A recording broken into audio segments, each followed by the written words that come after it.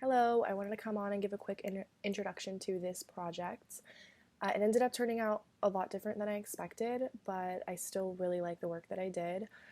I originally planned to interview 3 people and put each of their parts in kind of one after the other for each question, but I quickly realized that these questions were a lot deeper than 5 minutes allowed for, especially 5 minutes for 3 people. The video is going to end up being like 8 minutes, and I only interviewed one person. So I apologize for going over the time limit. I hope that's not too big of a deduction, but I thought that this conversation was really important and the things needed to be heard, and I wanted to give my boyfriend, the person that I interviewed, the space to talk openly and not rushed just for the purpose of the assignment. I think the purpose of the assignment is to get deep and to talk about things that matter more than make it in a few minutes. So I interviewed him because obviously he is a big factor in my life when thinking about love. We've been together for 5 years now,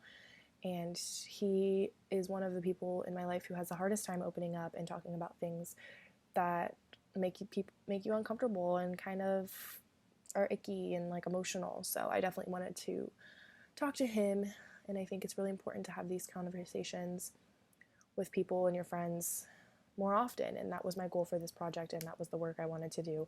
Unfortunately, I didn't do it with as many people because it just ended up turning out a lot differently than I expected. But I hope you enjoy it, and thank you so much. Who or what is the first person you think of when you hear the word love, and what emotion does it bring up for you initially? I think of you, or I think of Maddie. It could say No, it just makes me happy.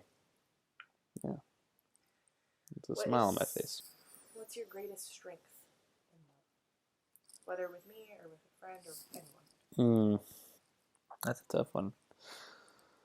Well, at least when it comes to love, I'm very um, understanding of what people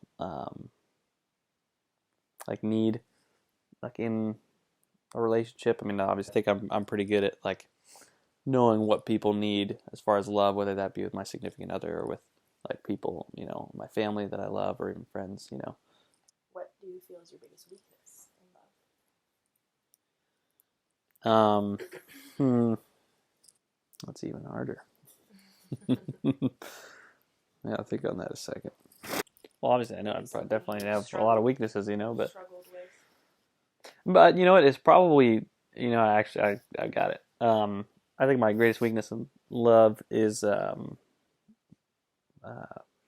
opening up my real feelings, because I feel like a lot of times I just go with the flow and just and I don't really a lot of times don't say exactly how I really feel, or I don't I just don't open it up about things, maybe something that's bothering me, or that's troubled me in my life. I just don't talk about a lot of deep stuff a lot of times. So that's probably a weakness of mine. I just kind of push things under the rug. Which loving relationship has been the biggest struggle for you? My mom, just, with everything that's happened with my family. I haven't lived with my mom since I was 10, and it's just been, it's been a hard relationship. But I feel like over the last few years, it's definitely gotten a lot better through conversations that me and my sisters have had with her. Which loving relationship has been the most fulfilling for you? Fulfilling doesn't necessarily mean easy. I would say my relationship with you. Obviously that hasn't all been easy. As much as I think we do have a great relationship, and we don't, have as many issues as a lot of other, younger couples especially have. But I think that it's been the most fulfilling relationship. Do you love yourself? Yes, yeah, What 100%. What specific parts do you love? That's tough. I don't sound conceited about anything. I feel like I always feel happy, and it makes other people happy a lot of times, because I'm always just smiling. I'm always pretty much having a good time, even when things aren't great. I feel like I'm very optimistic. Yeah. What part of yourself do you not? When it comes to things, some of the tough like conversations you have to have with people, just like thinking on my feet of like really like the right things to say, and you know, that's something I feel like I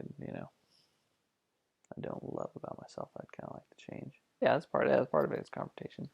Okay, this question is kind of hard too. Where do you think these confidences, like what you talked about, what you love about yourself, and insecurities come from, if you have any idea? From life, what people have told me, and just the way I like see myself, and what other people have kind of told me over just my whole life. I feel like I probably get the insecurities about that just maybe from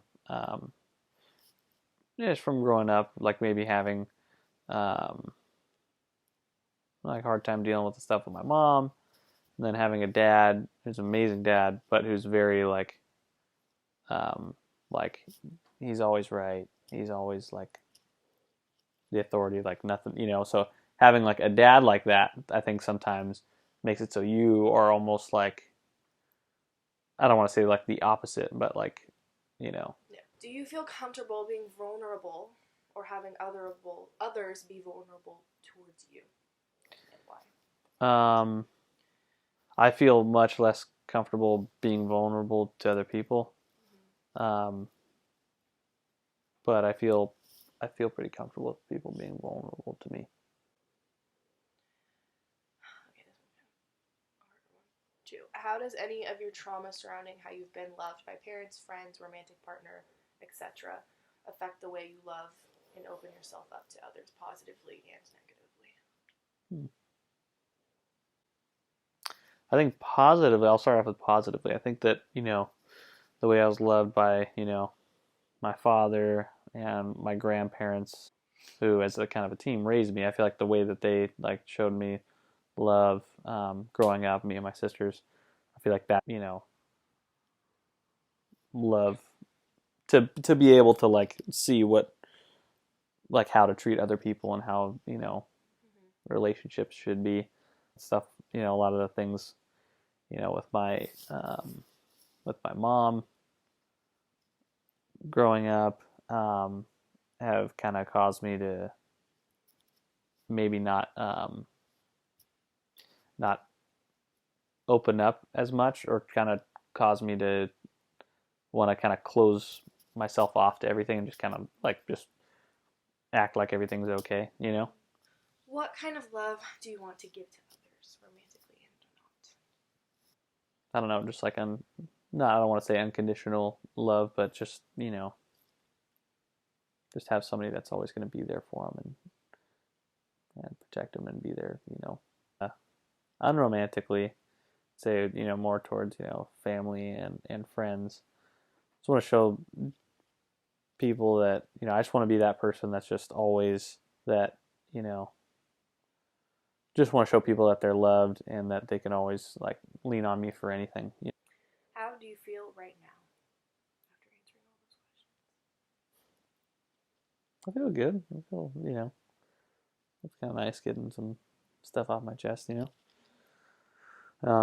Yeah, I feel pretty good. Yeah. Is there someone that you want to tell I love you to more so after having this